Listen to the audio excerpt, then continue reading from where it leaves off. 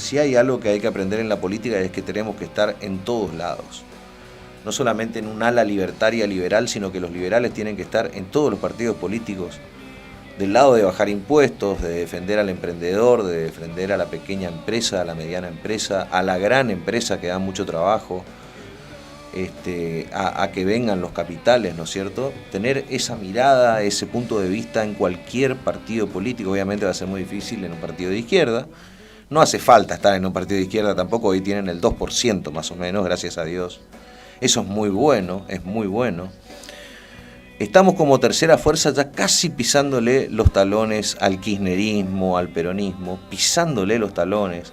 La verdad que muchas gracias a esta gente de los tiros en el pie que se pegó durante todo este gobierno. Gracias, muchas gracias, porque nuestro crecimiento se debe a ustedes.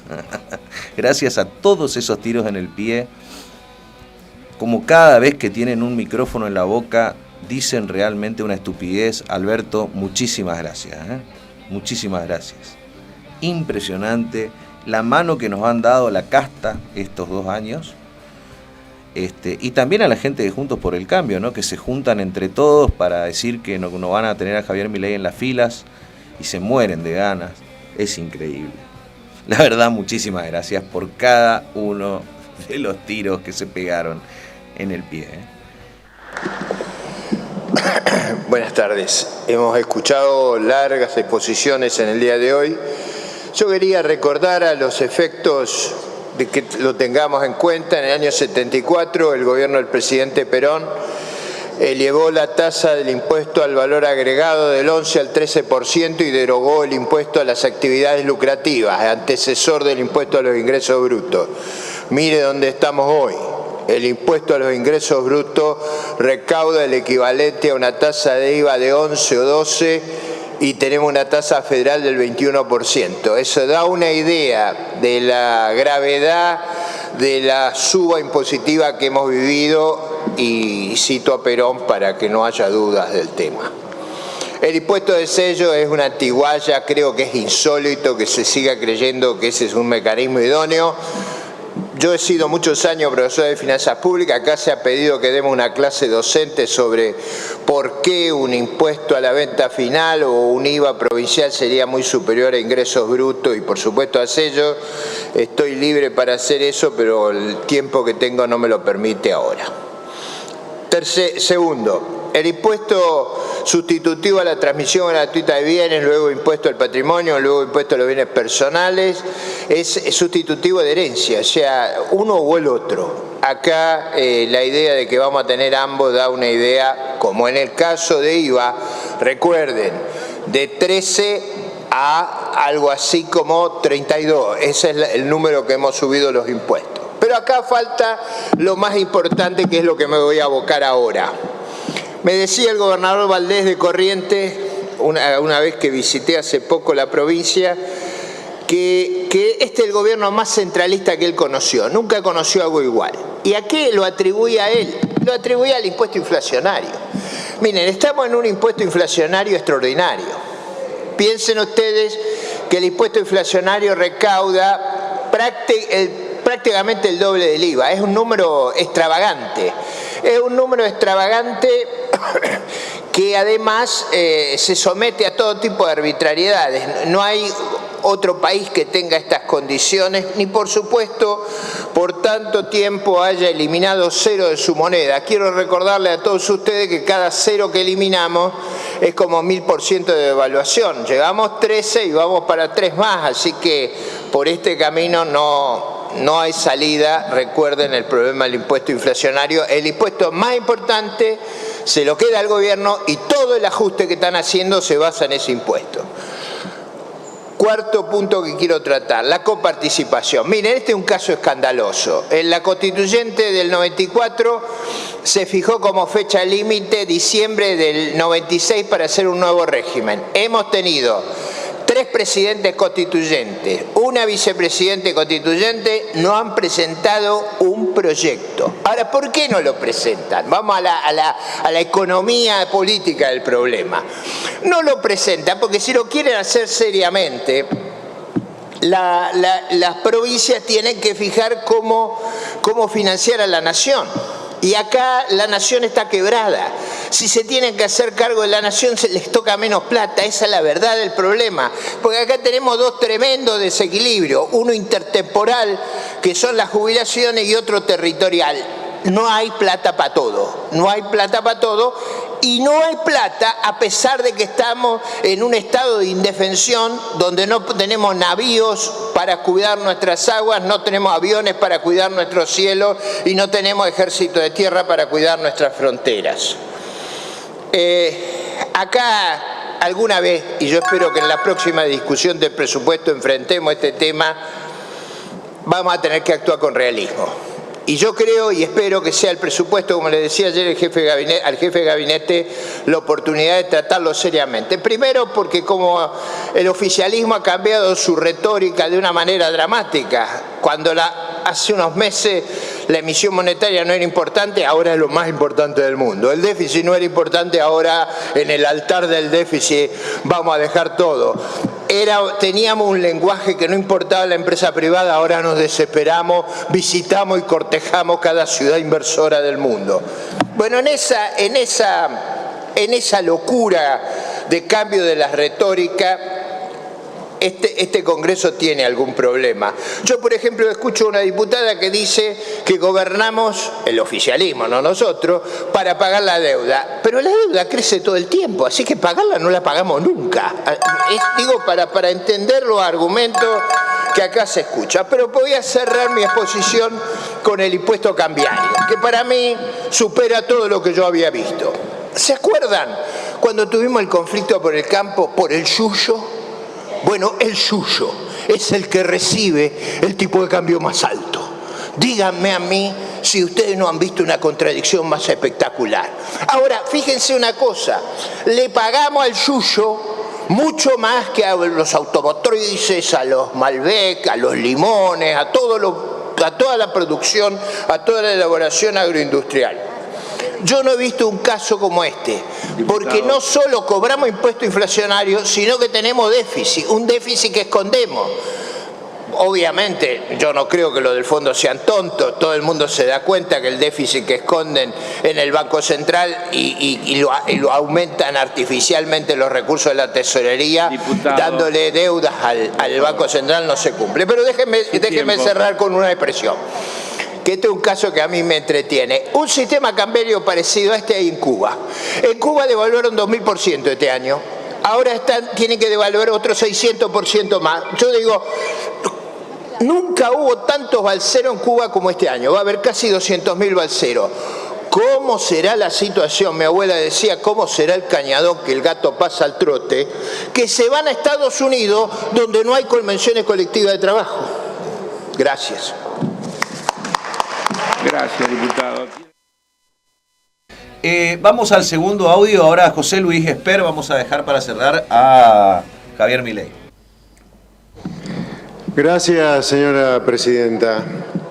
La verdad que cuando miro la letra de este consenso fiscal, la verdad que me parece que sancionar esto y sancionar el Día Nacional del Queso Mantecoso es más o menos lo mismo, porque me pregunto si el artículo 121 de la Constitución Nacional le da autonomía a las provincias como corresponde para fijar impuestos en el nivel que quieran. Y el artículo 75, inciso 2, le da al Congreso Federal la potestad para que el Gobierno Federal fije contribuciones indirectas y contribuciones directas. Me pregunto cuál es la relevancia de esto. Por otro lado, no hay ninguna penalidad en la medida en que el acuerdo no se cumpla. Entonces me da la sensación que otra vez nosotros, la política, nos hablamos a nosotros mismos y no le hablamos al ciudadano. Repito, ¿cuál es la relevancia de firmar algo que no tiene ninguna penalidad?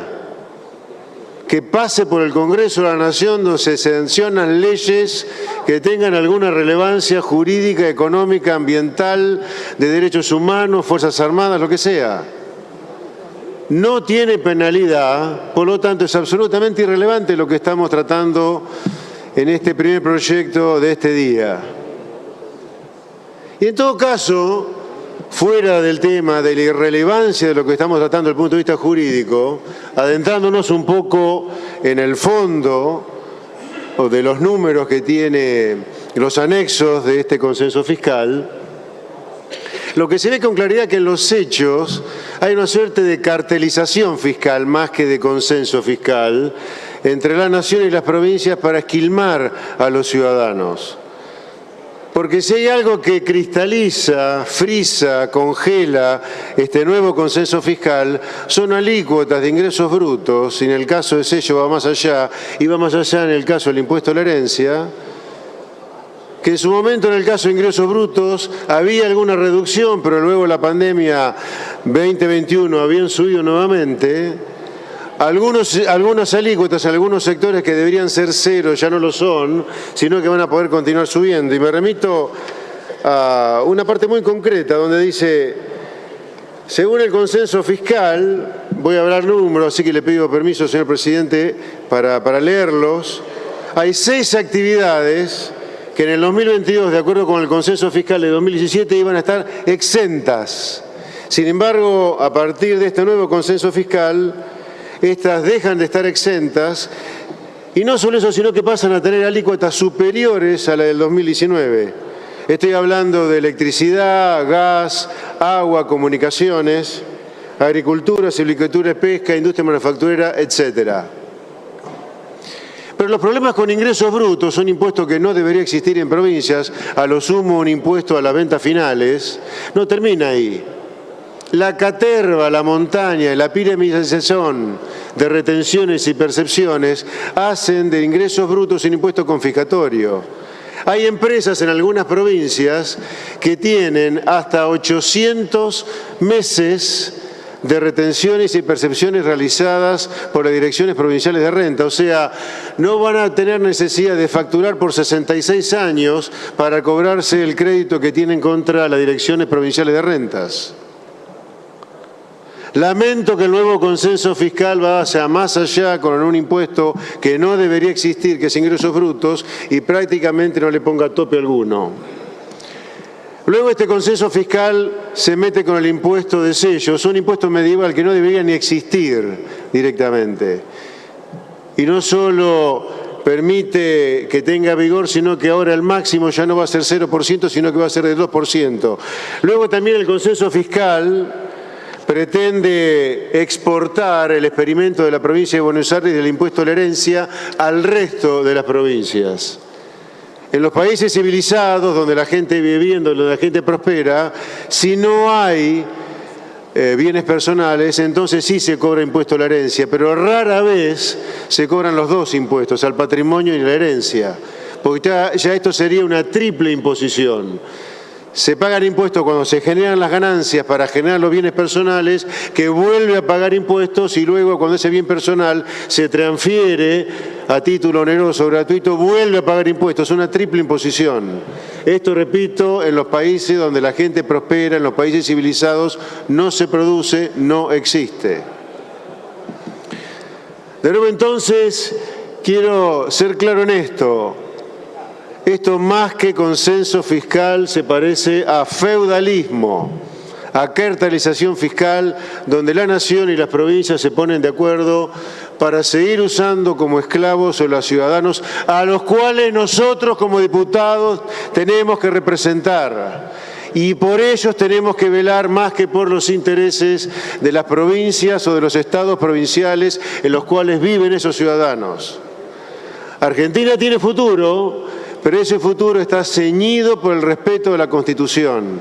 Y el respeto de la Constitución consagra, entre muchas otras cosas, la libertad de los ciudadanos de disponer del fruto de su esfuerzo.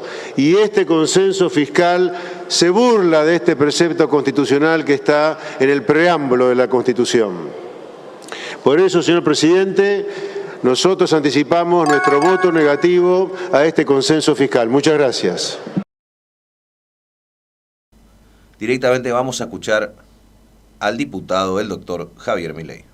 Tiene la palabra el diputado Javier Gerardo Milei. Muchas gracias, señor presidente. En primer lugar, cuando uno mira los considerandos de este consenso fiscal, arranca con un oxímoron, porque dice que va a diseñar o trabajar en una estructura impositiva que va a favorecer la inversión y que eso va a traer el crecimiento económico y que eso va a traer empleo formal. Lo primero que le voy a decir es que, en el fondo, todo este consenso fiscal no es más que un aumento de la presión tributaria que va a haber efectivamente. Y en la literatura ni en la evidencia empírica, en ningún lado de la economía razonable se dice que se crece con más impuestos. Es decir, en general, digamos, los impuestos, en lugar de generar crecimiento, generan decrecimiento. Es más, ya aún saliendo de una estructura intertemporal, digamos, de que se piensa en estos temas, ni siquiera los dementes de los keynesianos proponen que se crezca subiendo impuestos. Por otra parte, dentro de los considerando y de algunas de las cosas que se dijeron acá, se habla del efecto de la redistribución del ingreso. En primer lugar, eso, en esa redistribución que pareciera que quisieran impulsar, en el fondo lo que están diciendo es que están transfiriendo recursos de un lado al otro para estimular el consumo, pero eso lo que hace es, al mismo tiempo que estimula el consumo, hace que caiga el ahorro.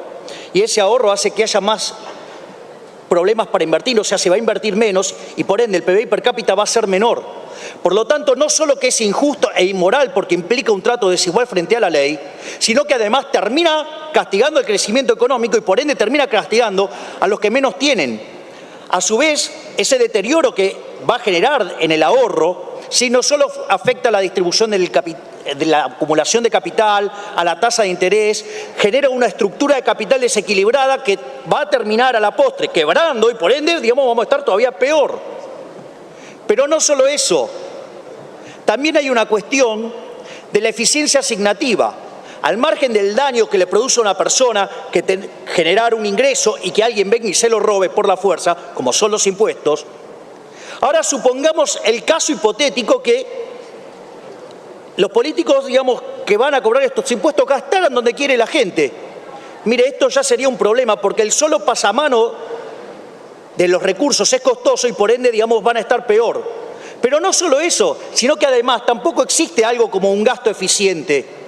De hecho, Milton Friedman decía que había 4 formas de gastar. Usted puede gastar su ingreso o el de otros, o lo puede gastar en usted o en otros. Siempre la mejor forma de gastarlo es la de uno en uno mismo, porque uno sabe lo que le costó ganarlo y uno sabe lo que quiere. Ahora, cuando uno gasta el dinero suyo en otros, minimiza el costo. Cuando gasta el dinero de otros en uno mismo, genera despilfarro, y la peor forma de gastar es el dinero de otros en otros. Es decir, lo que se propone desde la política. O sea que tampoco eso es cierto y es un argumento que puedan defender. Es decir, siempre va a traer perjuicios para toda la población. Pero no solo eso, días atrás, recientemente, el gobernador de la provincia de Buenos Aires justamente le dijo que a él no le interesaban los números, que no le interesaban si los proyectos eran rentables, que no le importaba, digamos, si daban o no los números. Es decir, hizo gala del despilfarro. Hace gala del despilfarro en una economía que no crece hace más de 10 años, que tiene un PBI per cápita que está entre 13 y 16% según donde se tome la medición del PBI per cápita que teníamos en el 2011. Y además con el agravante que gobierna una provincia que 2 de cada 3 chicos son pobres. Es decir, y se ufana de la mala asignación del gasto, de gastarlo y despilfarrarlo. Pero como si todo esto fuera poco, este proyecto además trae una profunda distorsión de precios relativos. Y van fijando los números acorde como, digamos, el criterio de algunos de los que estaban ahí determinaron los números. Es decir, creo que, digamos, o sea, Hayek, en su fatal arrogancia, cuando escribió dicho libro, se quedó corto con las pretensiones que tienen algunos políticos en fijar determinadas cosas. Porque la verdad, para saber, digamos, y creer saber quién y dónde se debe invertir, por lo menos deberían conocer las preferencias de todos los individuos, al menos presentes y futuros, con lo cual deberían saber cómo va a evolucionar la población, deberían saber la preferencia intertemporal, deberían conocer las dotaciones de la economía, deberían conocer la tecnología, ¿sí?, en una estructura de capital heterogénea, deberían conocer el progreso tecnológico, deberían conocer también las tasas de amortización, deberían también poder prever bien la inflación. Le voy a decir algo, señor presidente. Para hacer eso, uno debería ser omnisciente, omnipresente y omnipotente. Es decir, debería ser Dios. Y si hay algo que me queda claro, que está bien lejos de Dios y de todas esas facultades, es justamente los humanos y en especial los políticos. Por lo tanto, desde el bloque de La Libertad Avanza vamos a rechazar esta basura de consenso. Muchas gracias, señor presidente.